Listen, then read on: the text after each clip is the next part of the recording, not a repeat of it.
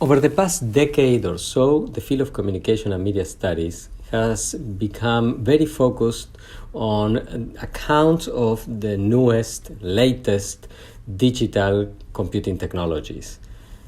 But what about alternative media, other kinds of media, and practices by communities associated with this media?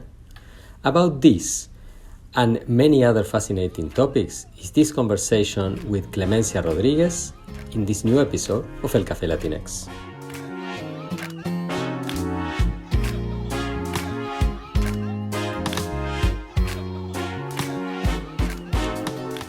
What is the experience of being a Latinx or Latin American scholar in the field of communication and media studies? What are the main challenges and opportunities that come with our identities?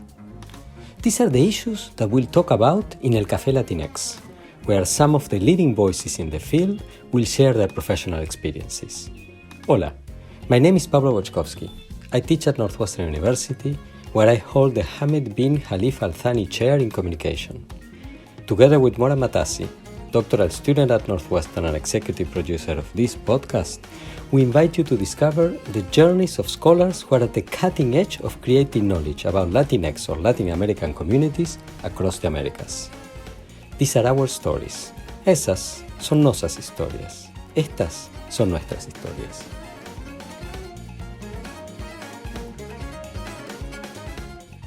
Welcome everybody to this new episode of El Café Latinx. I am thrilled to have with me today the legendary Clemencia Rodríguez. Clemencia is professor in the Department of Media Studies and Production at Temple University, where she has been since 2016. Before that, she was professor at the University of Oklahoma. Before that, she was professor at the University of Texas at San Antonio. Clemencia got her bachelor's degree from Universidad Javeriana in Bogotá, specializing in communication, and then got her master's and PhD from Ohio University in Athens, Ohio, in communication and development, her master's, and in international communication, her PhD. She is a leading scholar in Latin American studies and in social movements, media, activism, author of 10 books. One of them that has received a lot of attention is Citizens Media Against Armed Conflict, Disrupting Violence in Colombia, published by University of Minnesota Press. The most recent books co-edited with Nick Couldry and several esteemed colleagues. It's a book that came out both in English and in Spanish. In Spanish was Desigualdad y Luchas Comunicativas en Tiempos Digitales. It was a report, a global report on communication and social progress that was published by CARG at the University of Pennsylvania, both cases in 2018. She has published numerous dozens of journal articles and book chapters and is considered to be one of the leading figures in Latin American media studies. Clemencia, it's truly an honor to have you with us today. Thank you, Pablo. Thank you for that amazing introduction. Most deserved. So Clemencia, how did it all begin? That is, how was the start of the journey that led you to become a professor? Yeah, it's so interesting that you're asking that question because I just wrote a book chapter about that and I'm going to pitch the book here. Excellent. Mujeres de la Comunicación. This is a compilation of essays about and by the women scholars from Latin America who specialize in communication and media research. And it's edited by Claudia Magallanes, Amparo Marroquín, Omar Rincón, and myself. And FES Comunicación published it.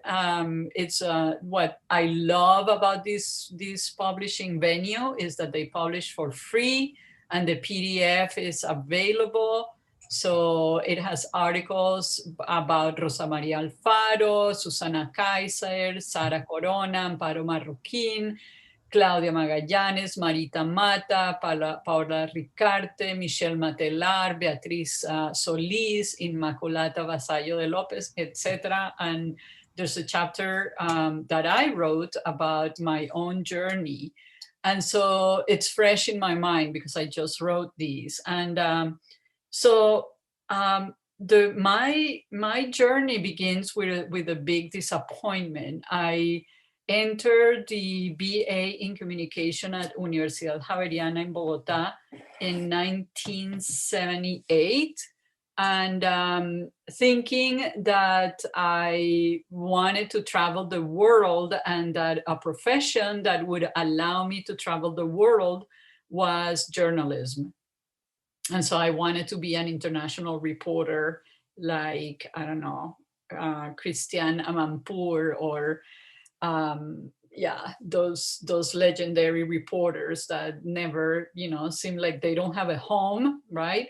And so I wanted to be like that. And it lasted, I think, a year after I came into university, because if you remember, those were the years. 1980 is the year when the Mike Wright report was published.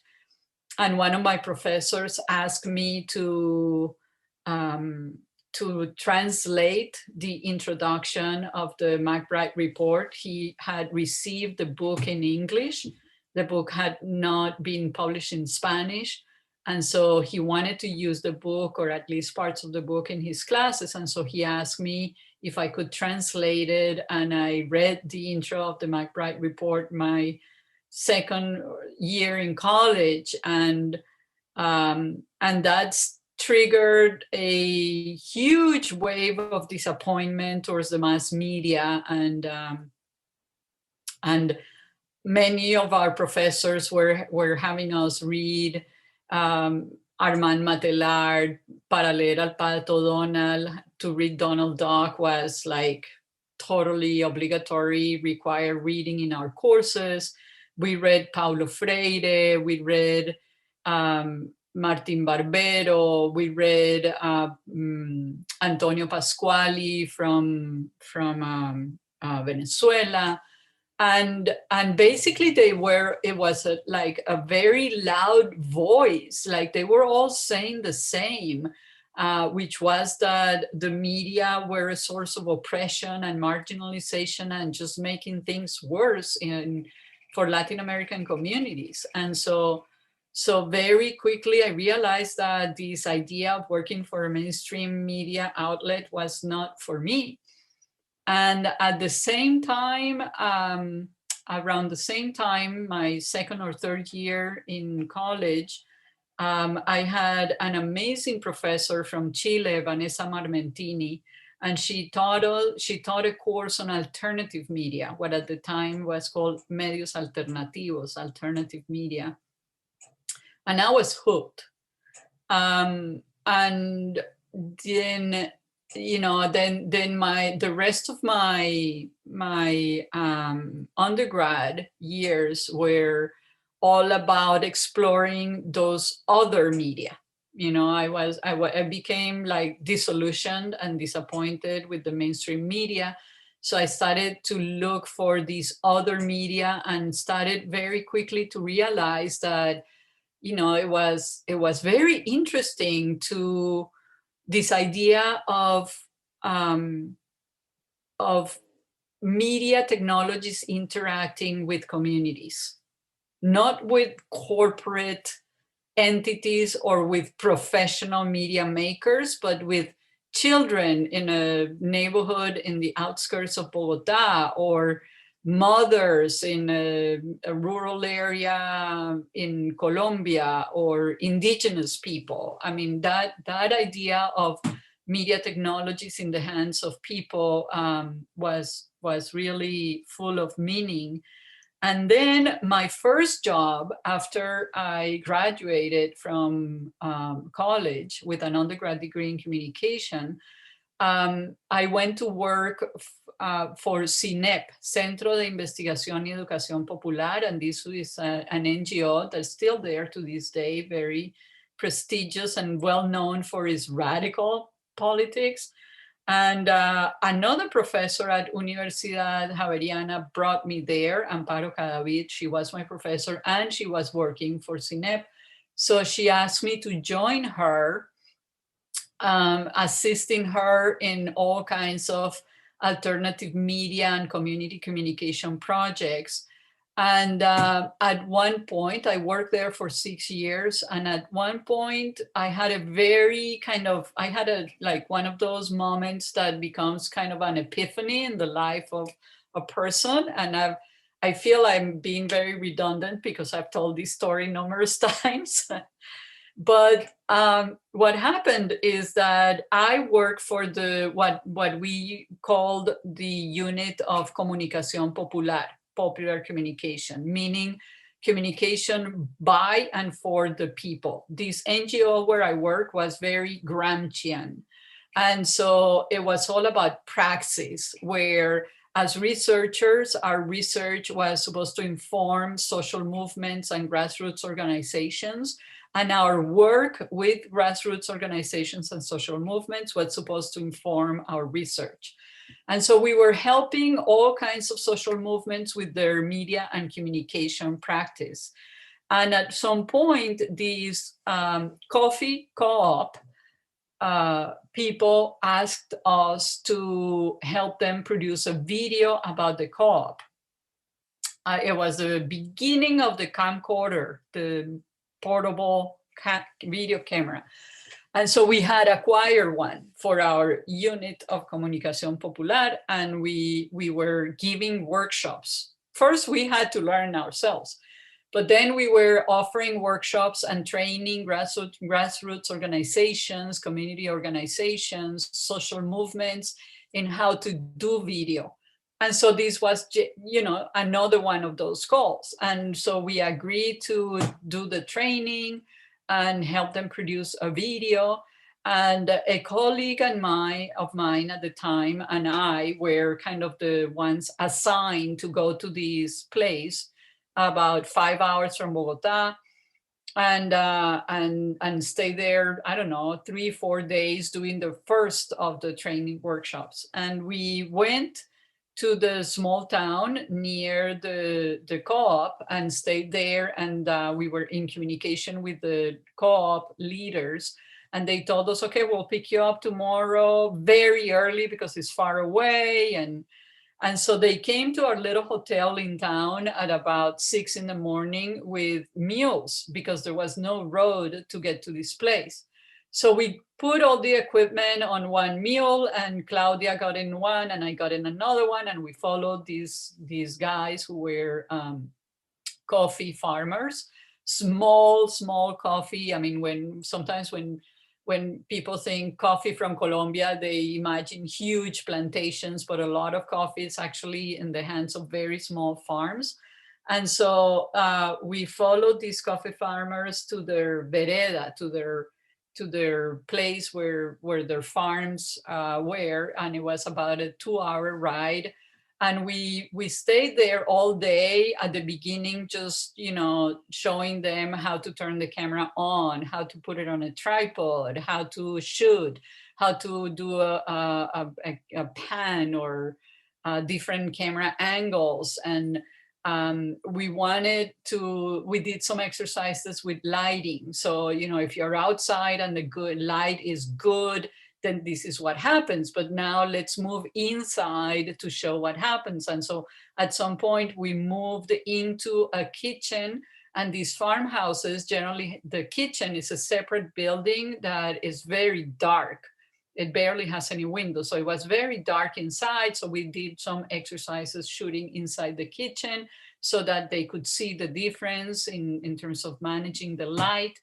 And we did that. We shot in the coffee fields and their houses and the kids playing soccer and, you know, all kinds of stuff, just exercises in how to manage the camera. And around, I don't know, 4 p.m., 3 p.m., something like that, we were, okay, you know, it's time to fold because we had to go back to the hotel, and, you know, it gets dark like around 6 or 7. And someone asked, hey, can we watch what we shot? And I had seen a TV, in a small TV in somebody's house. And I realized I had all the necessary cables to connect the TV to the camcorder and use the camcorder as a video player. So I said, yeah, I mean, we can use that TV if the owner of the TV is willing to let us do it. And the owner of the TV was fine. And so we went into their house and started, I started connecting the TV to the camcorder.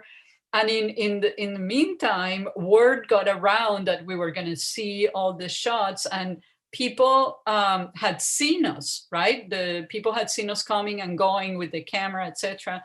And so people started just coming into this little house, into the living room where the TV was. And then when I finally, had everything connected, I was kneeling down because the TV was low close to the ground. And so then I turned around, and what I saw, and then I pushed play. And when I turned around, what I saw were all these people watching themselves. And that moment of, their looks in their faces and their facial expressions, and just the wonder that they expressed at watching themselves. It was the first time that they had seen themselves, their houses, their kids, their coffee bushes on the screen in a mediated version of themselves. It was just fascinating, and I was hooked. And at some point, the woman whose kitchen we had gone in said, I never imagined that my kitchen could be so beautiful. And it just made me realize that it's a very complex process, and that the theories that we had at the time in terms of alternative media and democratization of the media didn't do justice to the complexity of what happens when the media technologies are in the hands of community, and all the complex interaction between technologies and media, technologies and people, and the meaning-making processes, and processes processes that trigger revising your image of who you are, and revising what you think your environment is, and your context, and your house, and your children. I mean, there's a whole wave of processes that have to do with meaning and transformation of meaning that happen when communities appropriate media technologies and start producing their own media. And so that's where, that's what put me on this path to kind of try to understand that, and repeat again and again and again how important it is, and how complex it is. And because people tend to disregard these as kind of a minor aspect in the world of media, and to me is the most important one. Absolutely. What a fascinating story. The kitchen. I mean, I can only imagine your wonder seeing their wonder, right? Now that must have been, I'm looking at your CV. So you finished in 84. That must have been 85, 86 or something like that, right? Around that time. Exactly. Oh, wow. You're exactly. Because in 88, I came here. I was going to say, okay, why that transition? I mean, because you could have gone many different paths, right? Why a graduate program? Why the US as opposed to other places where at that time there was more of a network in terms of Latin American scholars going to study for graduate degrees, particularly France. You mentioned Matelar, but also, other people, also Europe, Spain. It wasn't as common as it is today for young Latin American scholars or aspiring scholars to come to the States, right? So how was that decision, and why, Athens, Georgia, Athens, Ohio, sorry. I mean, why the University why Ohio University? Yeah, it has everything to do with networks. So this is the Stanford network. my dean in the Universidad Javeriana at the time was Joaquin Sanchez, who had done a PhD at Stanford and connected with the Everett Rogers network.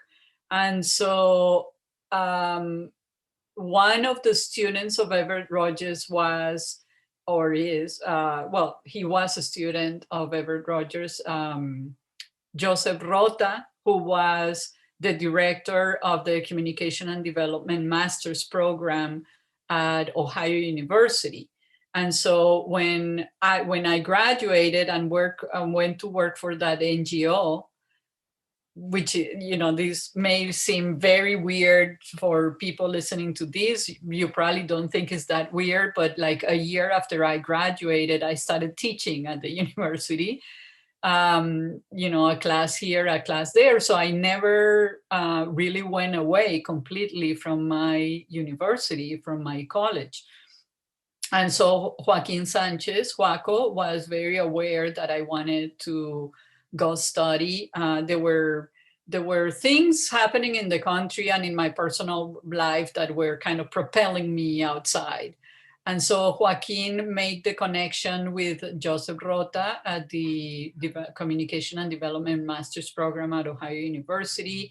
And they offered me I applied and they offered me a good scholarship. And so that's why I ended up going there. It was also at the time, I mean, I didn't know this at the time, but you know, it was at the time the only master's program with a kind of an angle on communication, social change, development, with a very international approach to these topics. And so that was very attractive to me. And so then I continued. I loved Athens, Ohio. I totally fell in love with it, partly because it was such a contrast from Bogota, Colombia at the time. I mean, you have to remember, this is the time of Pablo Escobar. We had bombs going off every day and horrific things happening every day. And all of a sudden, I end up in this idyllic town in the middle of the mountains with cobblestone streets, and where everyone says, "Hi, how are you?" on the street. And you don't see anything military. You don't see, you know, I mean, there may be 2 policemen in Ohio, I mean, in Athens, Ohio, but I never saw them.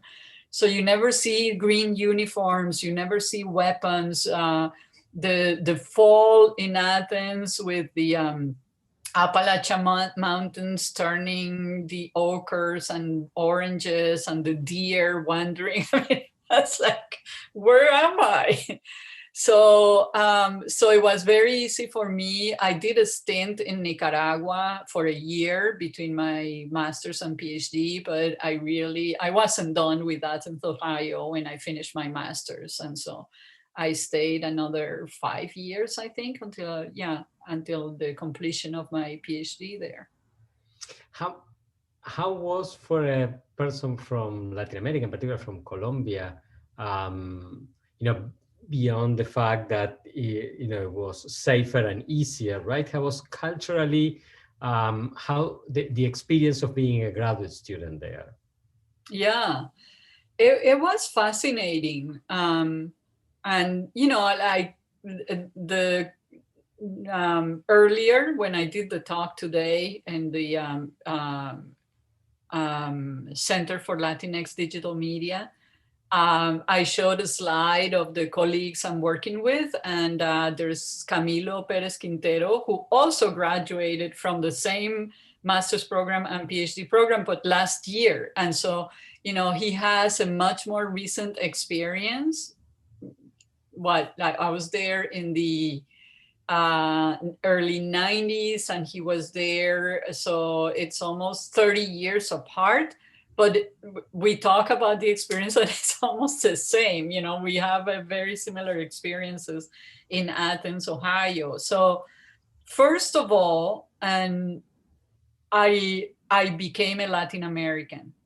So I was a Colombian before going to Athens, Ohio. But Athens gave me the opportunity to really become a Latin American. And it's amazing how little we know about Latin America growing up and going to school and college and everything in Latin America. So I learned Colombian geography, Colombian history, Colombian social movements, Colombian politics, but I had no idea what, the history of the Southern Cone or the Caribbean or, Bolivia or Brazil. Brazil was like another planet.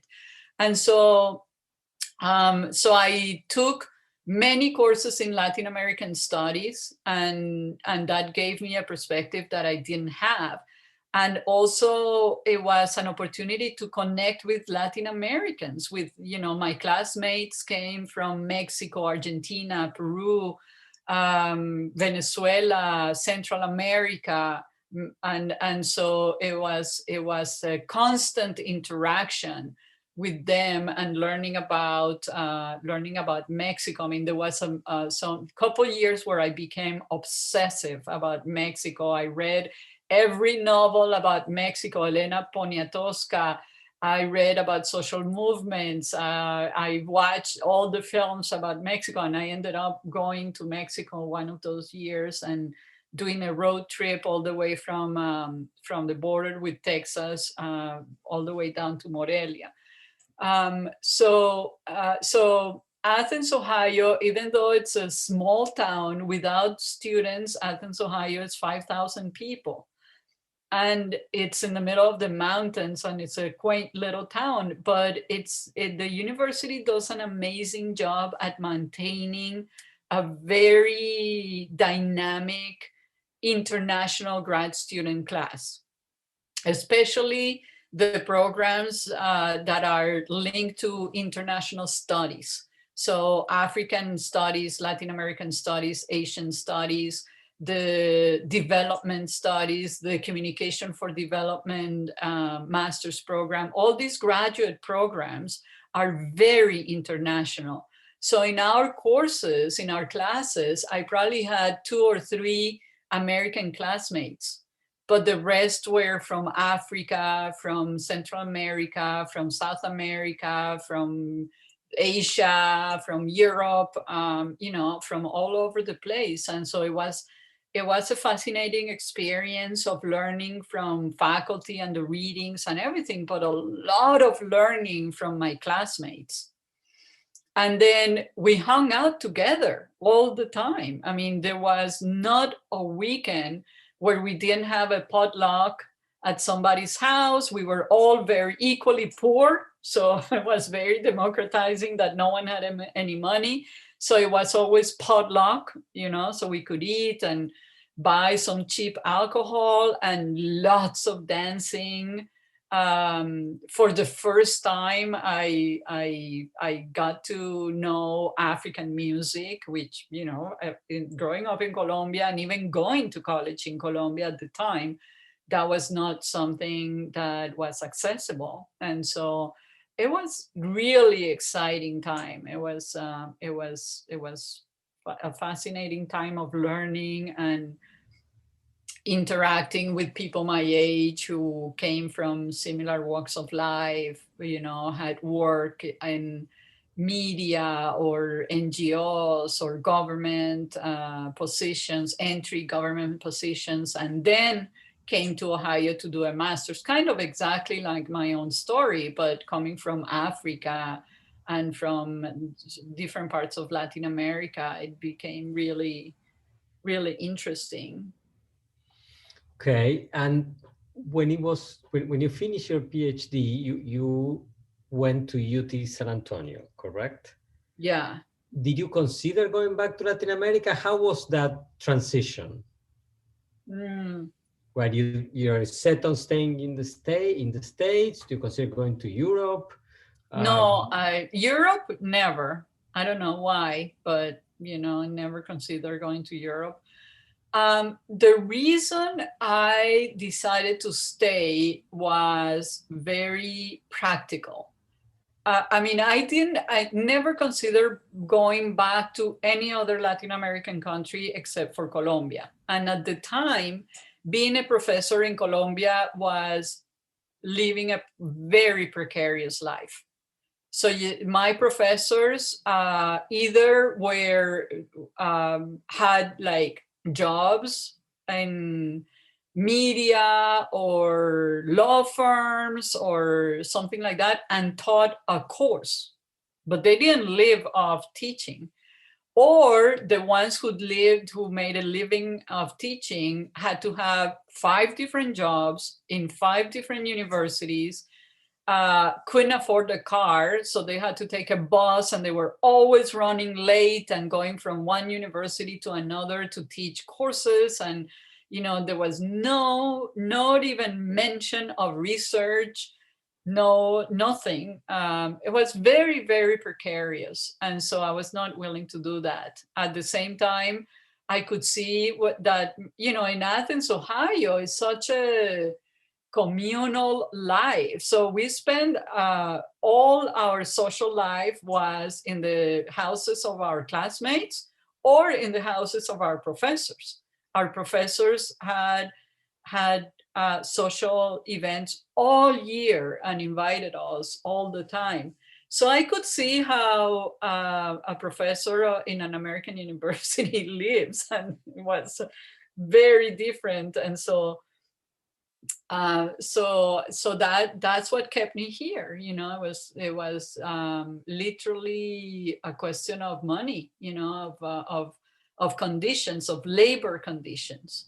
And nowadays, things are very different in Colombia. And in some years, depending on the exchange rate of the dollar, but things have formalized in Colombia. And for example, Camilo Perez Quintero, who graduated from my same PhD program a year ago, decided to go back, and he's a professor at Universidad del Norte.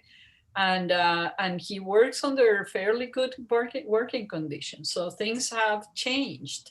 But at the time, no, I was not going to do that.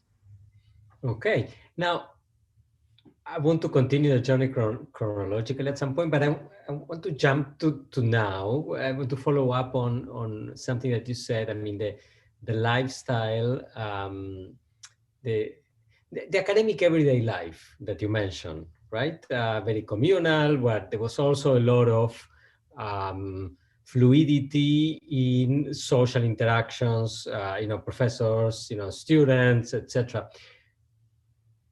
That was, so you graduated in 94. That's more than a quarter century ago. Has that changed? Has that stayed the same? How have you seen, the academic life evolving in the US over the past, almost 30 years that you've been in the professoriate? I think it stayed the same, but I would make a huge distinction between rural and urban.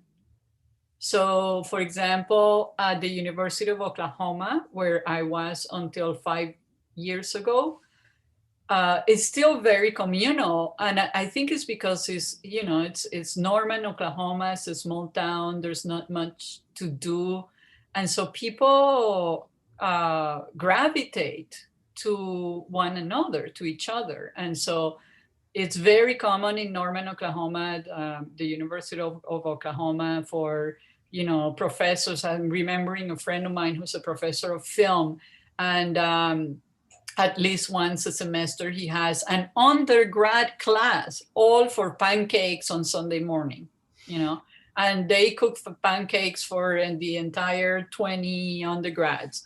And we had social events at our houses all the time. My house was party central, and it was always professors and grad students, not the undergrads, but the grad students all the time, the master students and the PhD students, especially the PhD students. Yeah, and I used to teach at the women's and gender studies program, and that was a very tight knit community. For example, where we congregated, we met in each other's houses all the time for barbecues and potlucks and oven baked pizza and things like that. It was very common. Now here in Philadelphia is very different. I think people have a very, very active social life. Everyone, the undergrads, the grads, the professors, and so I think it's a totally different lifestyle, much more fragmented, and yeah, we get together, mostly professors once in a great while, and but because we all have other circles that eat up a lot of our time, and and the students too, so there's no time. And also getting to each other's houses, in Athens, Ohio, or Norman, Oklahoma, it's a question of 7 minutes. But here it can be an hour and 15 minutes to get to one of my colleagues' houses in the suburbs, or in the ones who live in New Jersey, or and so it's a big to-do, it's a big operation, and so it's less common. But I more than changes throughout time, my understanding and my experience is that it relates to urban, or kind of campuses that are in small towns. It's like the small town dynamic versus the big city dynamic. Okay, that's super interesting. I hadn't thought about that. Because what you're describing about your experience at Ohio University is somewhat similar to my experience at Cornell when I was a graduate student. But of course, that's another sort of rural or environment. Ithaca is 30,000 people. So it's very different from an urban campus. Another dimension of the change that I want to get your opinion on is the presence of Latin America in communication and media studies as an object of inquiry, and as people from the region and people interested in the region, not necessarily people who are from the region, but nonetheless are interested in the region. Sally Hughes, Summer Harlow, etc., etc. There are more and more colleagues who are interested in that. So, how have you seen, the place of Latin America within the field evolve over time, if at all? Do you think it has changed? It hasn't changed? What is your observation about that? I think it's been frustrating. I don't think it has grown to the point that it should. It's always, I don't know. My personal perception is that Latin America, or research about media and communication in Latin America, is still perceived as some kind of exotic place, that people may be interested to hear, or my colleagues who are American or European may be interested to hear about it as something exotic, but not really something that is going to make an impact in their own research, or something that should be in interaction with their own research to cross-pollinate, or something that they can learn from. I don't think that has happened. And I think there's very few researchers. At the time when we started, when I was a master's and PhD student, there were the few ones, right? Federico Suberbi, the Reina Chement. I can't remember all the names now, but there were some, and now there are some, but I think we're still, it's very, very few and far between. It strikes me again and again and again and again. This is like an annual frustration. is to get to the LASA conference, Latin American Studies conference, and the number of panels and papers on media and communication is just minimal. So we almost don't have a presence in LASA. So even our Latin American, so there's like marginalization on both sides. Our Latin Americanist colleagues, the historians, geographers, sociologists, political scientists, don't think that media and communication is significant. And our media and communication colleagues who are not from Latin America, they don't think that media and communication in Latin America is significant. So I've constantly, throughout my professional life, I always feel the kind of pressure to marginalize what I do all the time. I got used to it, basically. You know, I don't expect different. So then I have a two-part follow-up question. So first one is, why do you think this is the case? And second, what sort of strategies have you pursued that, you know, to manage this marginalization that have been helpful to you? Yeah. So my experience of US academia is that it's very US centered. And not only media and communication, but, you know, in general. And media and communication scholarship in the US tends to be very US centered. In some places more than others. The worst for me was the University of Oklahoma, definitely. I mean, the stories of marginalization at the University of Oklahoma are just a joke, you know, in terms of like to what extent, to the extent of, you know, exoticizing and the extent of ignorance from people with PhDs and published scholars, you know, about Latin America. And I mean, just like abhorrent, you know, like unbelievable. So that's kind of the extreme, I think. But in a lot of my dealings with US academics, it's very self-centered, it's very narcissistic and very kind of, you know, looking towards the inside. And there's still, you know, the grandiose notions of America as the best place. And so, of course, everyone should study it because it's supposed to be a model for everyone else. And even critical scholars, and, you know, I mean, you can see the undertones of those beliefs, right? I mean, they're not ideas, but they're more like beliefs, attitudes. And so you perceive, I mean, I perceive that all the time. And so you can tell that they're not taking your scholarship seriously.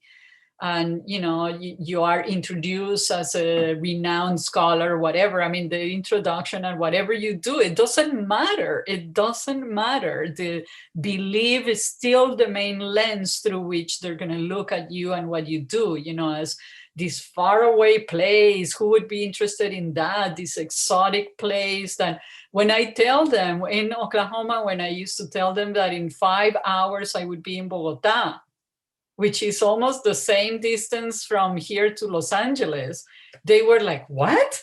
5 hours or 4.5 hours? How can that be? Because they, in their minds, the geographic distance between Oklahoma and Colombia, in their minds, this has to be like 2 days away on planes, right? I mean, it's such a faraway planet that, of course, it has to take her 2 days to get there. And when I tell them that it's 4.5 hours away, I go, yeah, it's like 45 minutes to Houston and 3.5 hours from Houston to Bogota. No, really? I mean, always, again and again and again.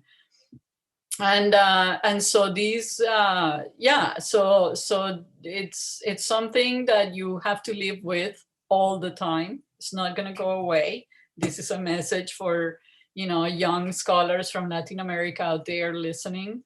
And strategies that I developed to cope with it, to go back all the time and find academic communities that are not, Latin American academic communities, both in Latin America and also in the US. So, some of my best friends, Susana Kaiser, who's from Argentina, at the University of San Francisco, Antonio, oh my God, I'm forgetting his last name. Antonio was a friend of mine and colleague in San Antonio and Austin at the time. There's so many scholars that, and we gravitate towards each other. And so, finding community there, because, when you talk to Susana about your research and everything, their level of understanding is so much more profound and engaged. And so I need that, right, on a daily basis. And so I try to, develop these friendships and collaborations with Latin American scholars working and living in the United States, but also going back and being part of FELAFAX, the Latin American Communication and Media Conferences, the little bit that there is at LASA, all kinds of venues where I can present my work in academic circles that are made by, that are Latin American. And so the level of understanding and the level of dialogue and the level of not having to explain everything from scratch is so much better, and it's nourishing. Okay, very interesting. And in this, time that you've been in the US, I mean, many Latino, Latinx scholars cite your work as very influential to them.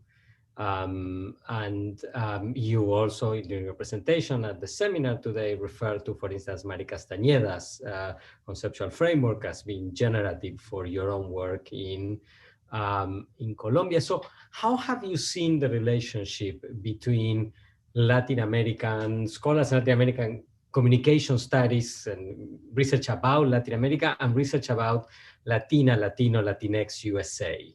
How has been your personal experience of that, intersection, and your more analytical observations of that? Yeah, so to me, the 6 years I spent in San Antonio, Texas, was like another PhD in Latinx everything, because it's such a hub. And I enjoyed every minute of it. It was Latinx, mostly Mexican American and Chicano, but still, I came to this country, I lived in Athens, Ohio. So totally, totally apart from any connection to any Latinx community. So going to San Antonio was a huge experience of immersion. And so that was kind of where I discovered the Latinx world, the politics, the history, the diverse communities. Obviously, I was immersed in the middle of the Chicano community of San Antonio, but I started reading and researching. And so, I educated myself on the differences between the Cuban Americans and the Puerto Ricans and, all the different communities. I started reading all the Latinx novels, one after the other. I have my favorites with H. Ovejas, our own Sandra Cisneros, Caramelo is one of my favorite novels. All kinds of, and so many women writers too, right? So I read a lot of that. I ended up teaching a course in San Antonio on Latinx media and communication. So I watched all the Latinx films, starting with I Am Joaquin, which is supposed to be the first Latinx film ever made in the US. And but it always amazes me the lack of bridges that are between the Latinx community, the Latin Americanists in the US, and Latin America. And I wish that's something, that I don't even know how to approach, like how to make it happen. These three different academic circles are so ripe for dialogue and cross-pollination and learning from each other, but the bridges don't exist at all. Or maybe they exist, but I haven't found them. I don't see them anywhere. Things are Latin American or Latinx, but there's so much confusion too. So, for example, you cannot tell you the number of times that I have to clarify that I'm not a Latina scholar, because people assume that because I'm from Colombia, I'm a Latina scholar. And I'm like, no, wait. Being from Colombia is totally different from growing up and going to school in a Latinx community inside the US. And so there's a lot of confusion about that among Latin Americans, among US in general, among everyone. And I think it's because there's no bridges, there's no dialogue, there's no conversation happening there. And it's very sad. It's not, it shouldn't be that way. So I don't know, what do you think? I would like to throw the question back to you, because this is something that really interests me. Yes, so it is, to me, is the mother of all questions when it comes to these topics. And I'm in the process of trying to understand. One of the advantages of having all of these conversations with all of these esteemed colleagues, some of whom are Latino, Latinx scholars, some others are Latin Americans living in the States, some others are media scholars in Latin America, is that I get to ask these questions, I get the different answers, and try at some point, hopefully, to come up with my own answer. The center that we launched last year in part tries to explore whether such a bridge or set of bridges would be possible, and if so, the shape they would take. That's wonderful. But it is just the beginning of an exploration. I don't know, but I think it's as you said, I think the moment is ripe for more connection, a connection that respects difference and autonomy and diversity, but nonetheless that sort of probes areas of intersection, right? Mm-hmm. As if it were a Venn diagram, across three circles. Right. And digital media, in a sense, are a particularly potentially fruitful object because they travel across space very easily, and they're used in everyday life by diasporic communities to connect to the homeland in a multi-generational way. Mm-hmm. Right? Right. So, but I don't have much more of an elaborated answer beyond that, other than it is a topic that interests me and that I'm trying to wrap my head around. But I agree with you that it's a tremendous opportunity. So Clemencia, then, having said this, if you have magical powers and could be granted one wish about how you'd like the field of communication and media studies to change, what would you wish for? Yeah, so that's That's such a complex question, because I don't know if I can choose one thing, but I wish for a field that would exponentially increase its ability to listen to how communities communicate, and to kind of minimize, if possible, the obsession on media and technology, and refocus on human communication. And the beauty of human communication and its complexity and creativity, and of course technology is part of it. But I always tell my students that, to me, a tattoo is technology, and a dance is technology, and hairstyles is technology that makes meaning and communicates. So I would wish for an expansion on how we understand technology, and also refocus on how communities communicate, and the creativity that goes into that communication, and the connecting with ancestral knowledges, and connecting with culturas populares, with cultural practices, and connecting with the natural world in order to produce communication and to make communication happen.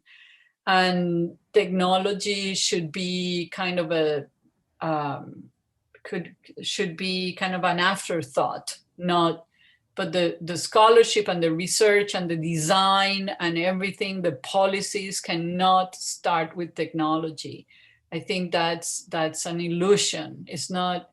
I mean, we're wasting so much money, and we're wasting so much brain power, and we're wasting so many projects, when the projects begin with technology and end with communication. And it should be at the reverse. You start with communication and end with technology. And so I mean, it worried.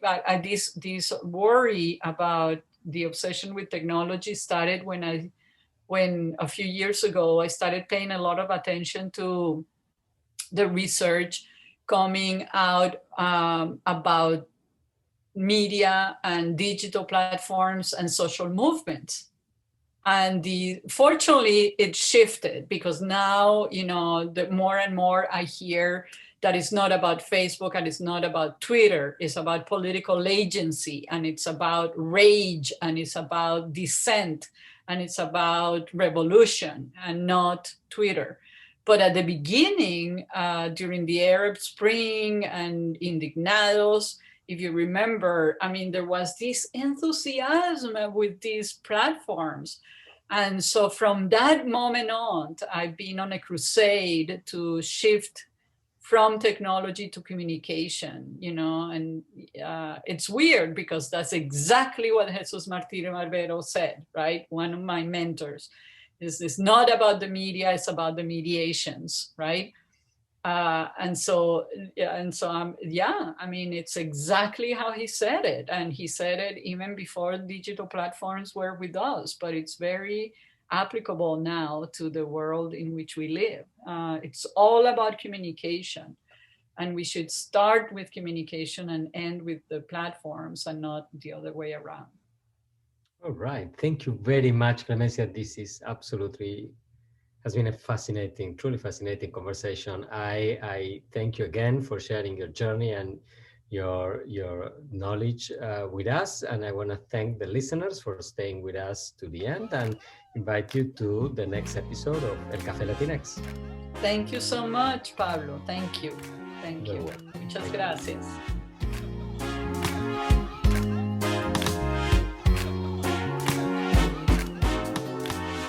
El Café Latinx is a production of the Center for Latinx Digital Media in the Department of Communication Studies at Northwestern University. I am Pablo Boczkowski, your host, and I'm joined by executive producer Mora Matassi.